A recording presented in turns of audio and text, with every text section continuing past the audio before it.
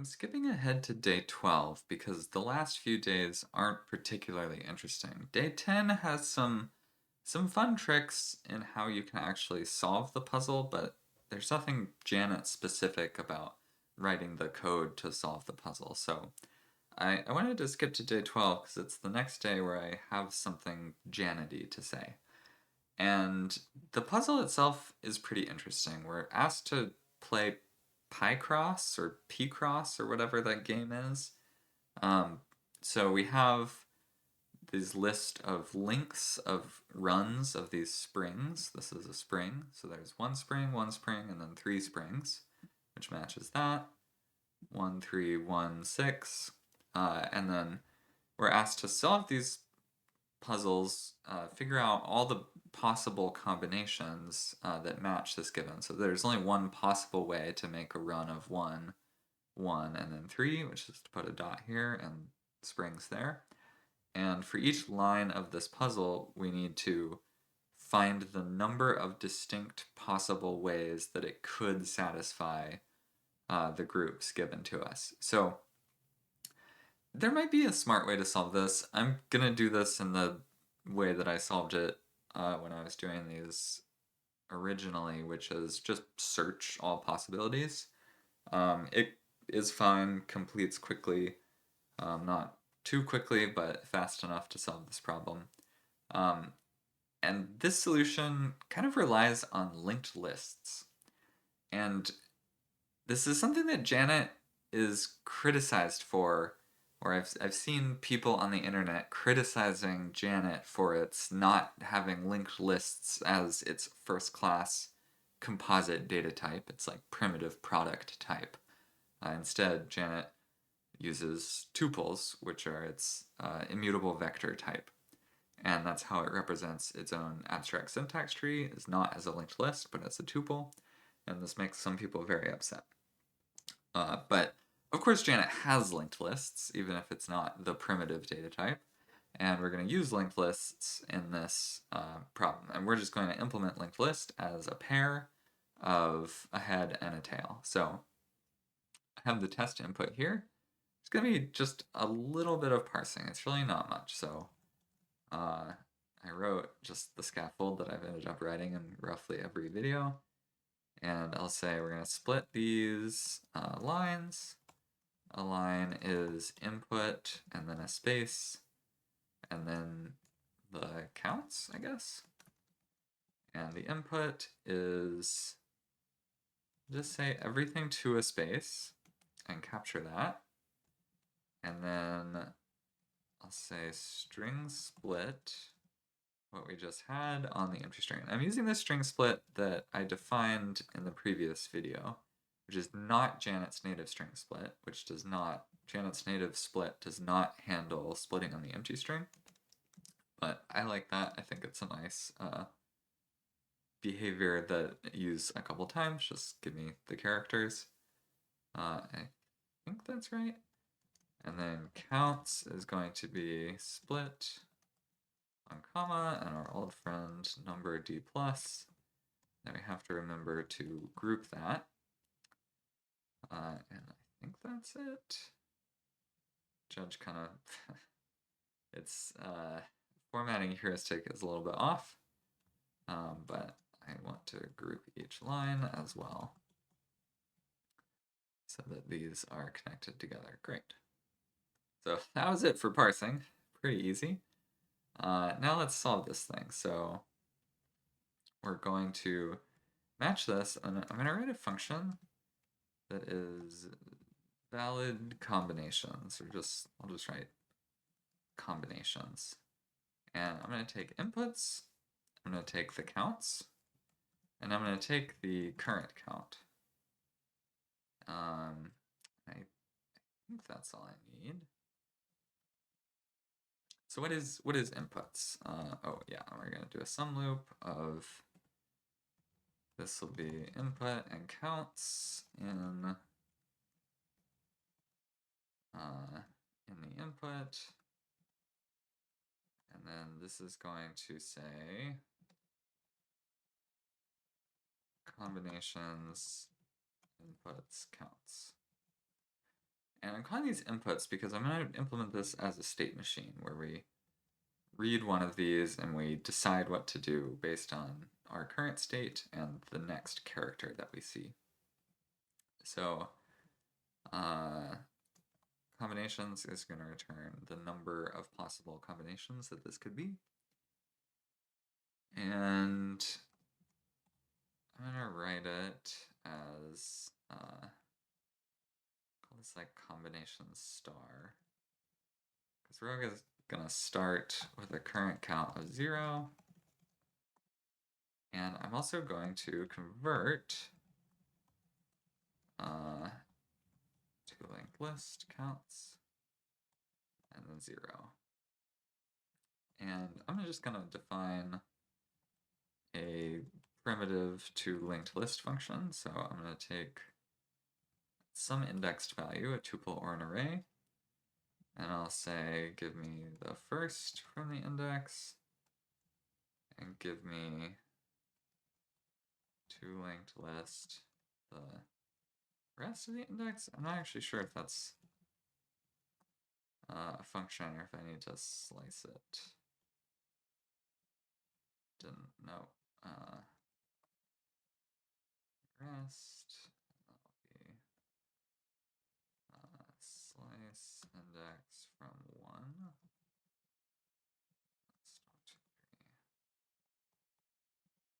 Yeah. So to linked list.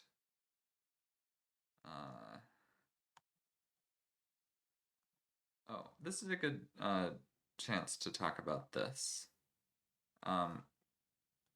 What I want to do is say match index, and when it's the empty tuple or the empty array, then I want to say, okay, this is our nil. This is our empty linked list as well. But Janet's match actually doesn't let me write this because Janet's match matches the prefix of what you give it when it's matching tuple patterns, and the empty tuple is the prefix of everything. So I'm not actually going to use Janet's native match for this, or really for most of what I do, I don't use it. I'm going to import Pat. And Pat is a library that I wrote, and it's just a different match macro. And it's not probably as efficient as Janet's native match, so I don't always just use it by default, but for this puzzle, I'm going to use it because there's going to be a lot of pattern matching as we recurse through this, and I don't want to have to think about this quirk of, this pattern actually matching a non-empty list. There's another detail that helps me code, which is that the Janet's native match, if none of the patterns match, it just returns nil automatically. And pat match will raise an error if none of its patterns match. So it just helps you catch mistakes a little bit sooner if you didn't write an exhaustive pattern, which, dynamic language, we can't prevent that entirely. So when this is empty, then I'll get the empty array back. Otherwise, we'll do this. I'm just going to test to linked list 1, 2, 3. And yeah, that's what my linked list looks like. And we'll be recursing through that. And what is this sad about? Yes. So combinations, we'll just say it's 0. And great. Our answer is 0. So what are we going to do? Well, like I said, I'm thinking of this like a state machine. So I'm going to match the inputs, and this is a linked list. So the first thing I match will be a head, and then the next thing will be the tail. So if I see a dot, what that means is I'm done. Well, actually, let me start with the simpler rule. So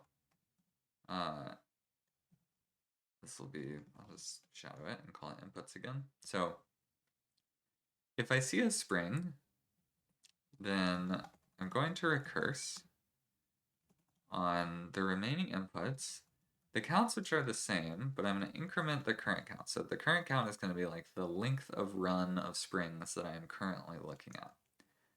I think that's all that I have to do. So I shouted this, we could call this like rest or something, but that's, I don't know, it's fine.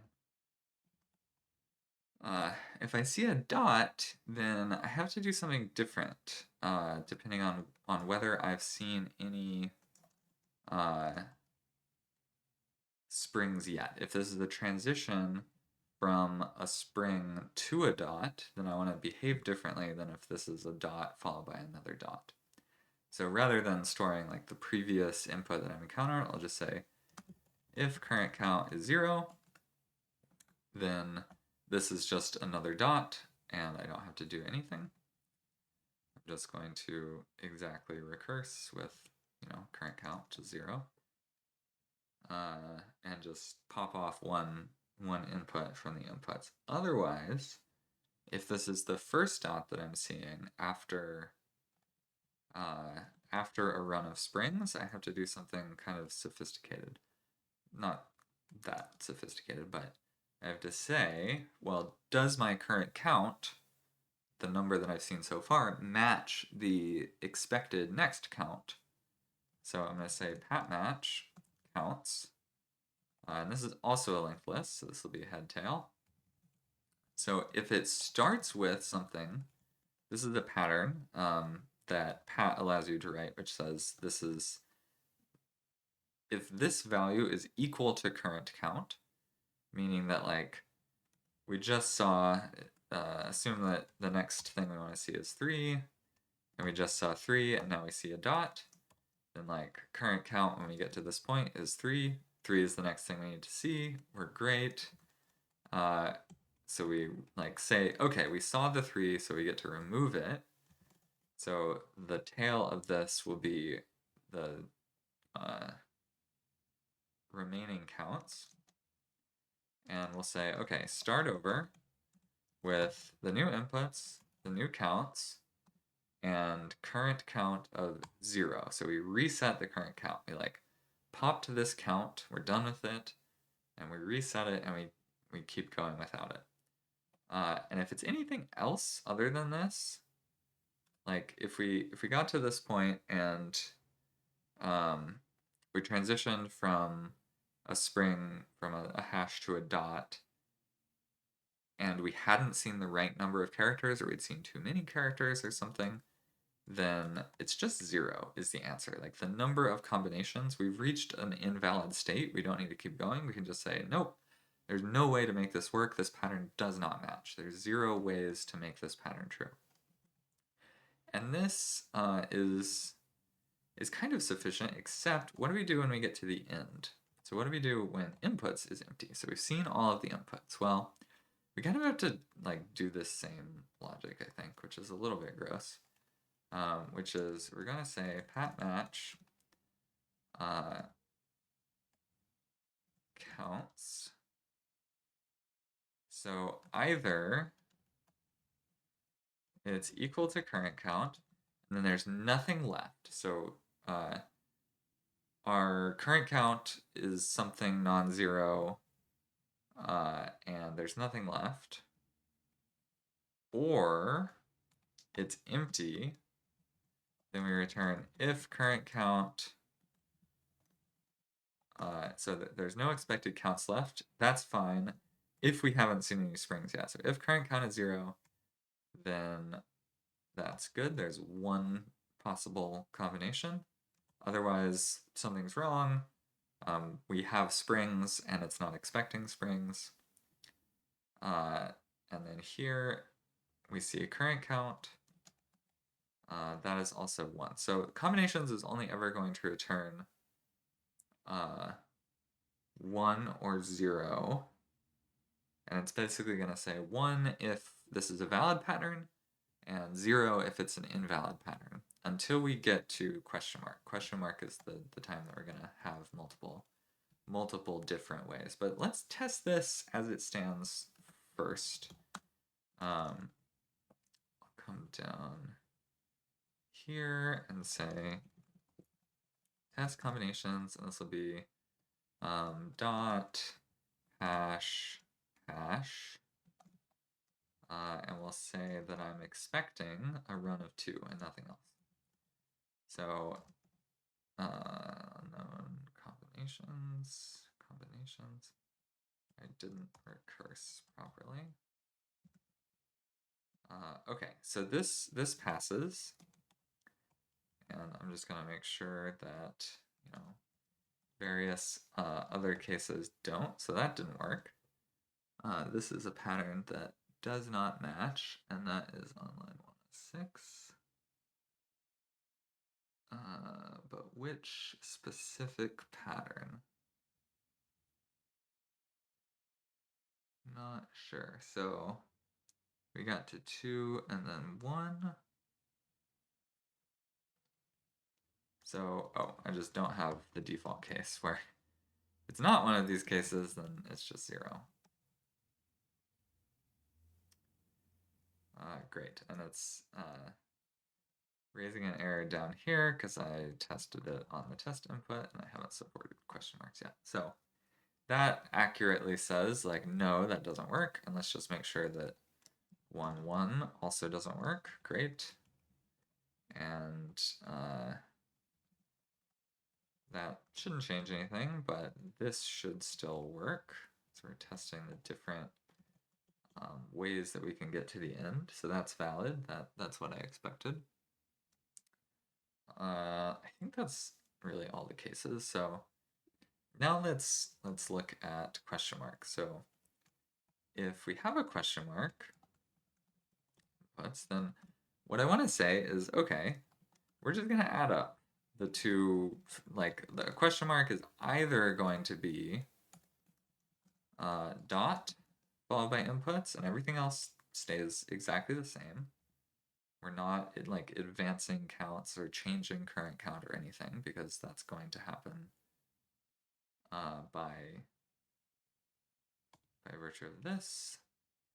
And then this is going to be the hash, and because we're pretending that we just saw a spring by parsing this question mark, we're also going to increment the current count. No, we don't have to do that. We're actually just keeping this exactly the same because we're about to parse this. We're about to parse this on the recursive call.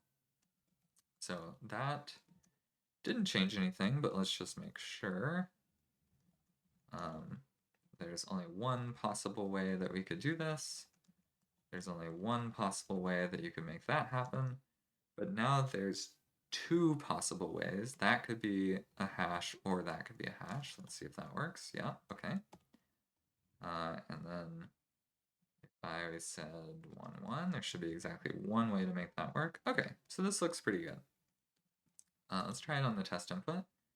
And I got 21. I don't remember what it's supposed to be. Let's see if I can find it.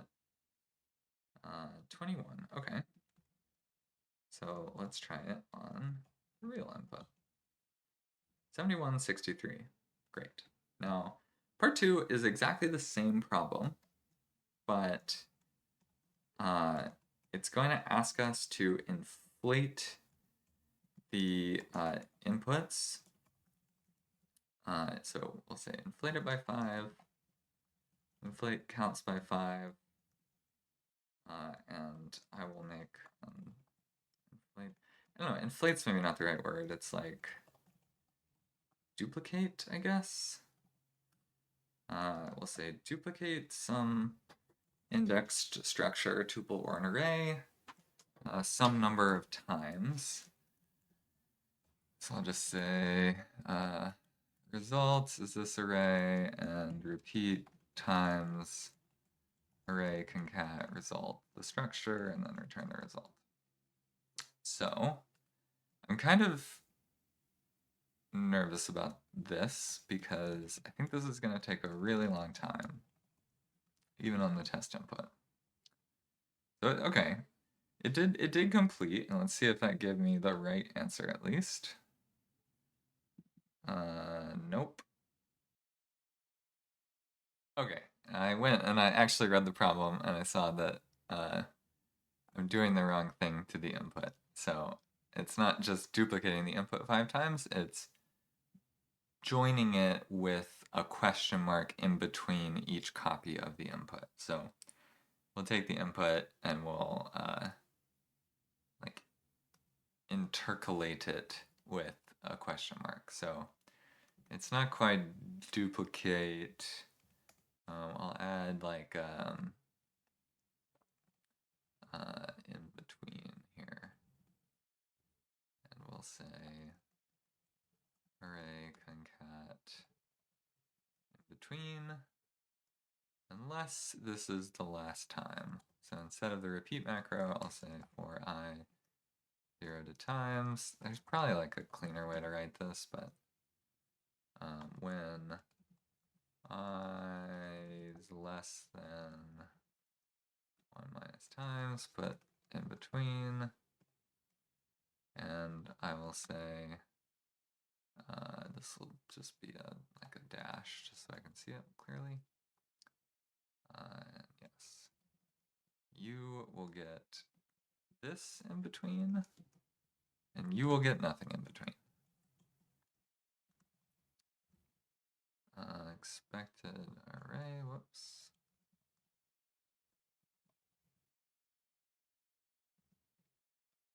And it's thinking.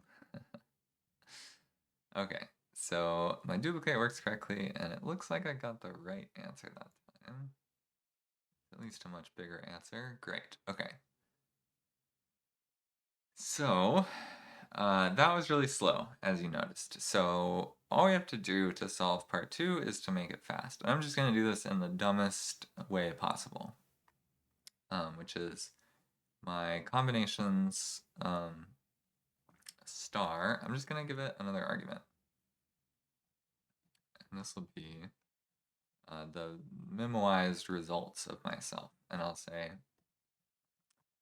I'll make this kind of like memoization key of just all my inputs. All the inputs to this function are input counts and current count. That's our key, and we'll say if it already has it, so if let memoized in memo key, then we'll just break is how you do early return from a function, so we'll say return the result. Otherwise, the result is this. And I'll indent that. And we'll put the result into the memo under the key of all of its inputs. And because this is a tuple, this is value equality, so it will be compared to one another. And then all of our recursive calls now need to forward this dictionary of memoized results. And I think I got them all, but I will quickly find out if I missed some. And this is purely stylistic, but I don't want to use iflet, I'm going to use whenlet, because I'm just performing side effects and there's no else case. Put memo key result, and of course return result. So, let's try that. And yeah, much faster that time because we're not doing this combinatorial explosion quite as badly. And we could do more. There's more like things that we could do to cut off this computation. Like if we detect that there aren't, we could keep some extra state of like possible remaining results and like early terminate if we had, if there was no way to complete, or if, I don't know, there's maybe some other things that we could do to cut it off, but I'm not going to do that. I'm just going to wait for it to solve real input, and it takes a couple seconds. And check, that looks right. So it takes a couple of seconds, but it's not really too bad. I'm sure there's a smarter way to solve this problem, but I wanted to just point out that the linked lists helped us quite quite a bit actually, because they let us do this like reference style slicing. So we end up without, we don't have to do a full comparison of all of the values to say like to calculate this key, because, well, it actually probably just looks up the hash value. We don't have to like rehash all of these things because it's always the same tuple. It already has its hash. Uh, as soon as you create a tuple, it hashes itself. So we don't have to rehash these things to look them up. We're never like re-slicing and like allocating these new tuples and hashing all of their values. We're just reusing the exact same instance of the tuple. And even as we like build a new array, we're like this is essentially cons. We're consing these values onto the inputs, and we're not like if we weren't doing this with linked lists, we were just using actual tuples, we'd have to like splice here, and that would be it's a little bit expensive. I tested this out in when I was doing this Advent of Code originally, and it was like about a third of the time. It was like 2 seconds and change to like almost 8 seconds, 7.5, something like that.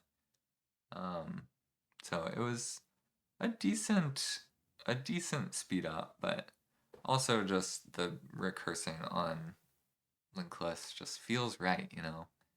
We can still do the pattern match on tuples and just do the slicing, but it's gonna allocate every time we do a pattern match, and I don't want that, and you don't want that. So there's Pat, there's linked lists in Janet, even though it prefers vectors. And that's it.